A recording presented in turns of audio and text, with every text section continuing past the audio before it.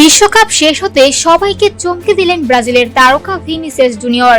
মাঠের পারফরম্যান্স নয়, এবার আলোচনায় তার একেবারে নতুন চেহারা। মুখে অস্ত্রোপচার করিয়ে নিজেকে বদলে ফেলেছেন এই রিয়াল মাদ্রিদ ফরোয়ার্ড। নতুন ছবি দেখে অনেক ভক্তরই প্রশ্ন।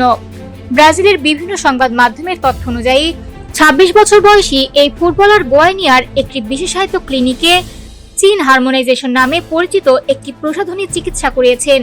এই চিকিৎসার মাধ্যমে তার চোয়াল ও থুতনির গঠনে শুকনো পরিবর্তন আনা হয়েছে, যার ফলে আগের তুলনায় মুখের আকৃতি আরো শার্প, ভারসাম্যপূর্ণ এবং আকর্ষণীয় দেখাচ্ছে। প্রতিবেদন বলছে, এই চিকিৎসার জন্য যুক্তরাষ্ট্রের মায়ামি থেকে একজন বিশেষজ্ঞ চিকিৎসককে বিশেষভাবে উড়িয়ে আনা হয়। পুরো প্রক্রিয়াটি ছিল অত্যন্ত গোপনীয়।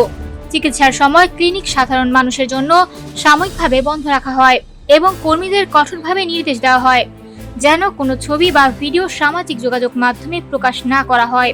জেনে রাখা ভালো, জিন হারমোনাইজেশন সব সময় বড় ধরনের অস্ত্রোপচার নয়। অনেক ক্ষেত্রে বিশেষ ফিলার ব্যবহার করে থুতনি, চোয়াল, ঠোঁট ও নাকের মধ্যে আরো সুন্দর ভারসাম্য তৈরি করা হয়। বর্তমানে বিশ্বের অনেক তারকা এই ধরনের সৌন্দর্যবর্ধক চিকিৎসা করিয়ে থাকেন।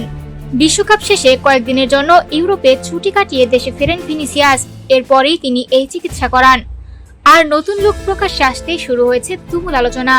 কেউ বলছেন তাকে আগের চেয়ে অনেক বেশি স্মার্ট ও আত্মবিশ্বাসী দেখাচ্ছে, আবার কেউ মন্তব্য করছেন নতুন চেহারায় তাকে প্রায় চিনতে পারছেন না।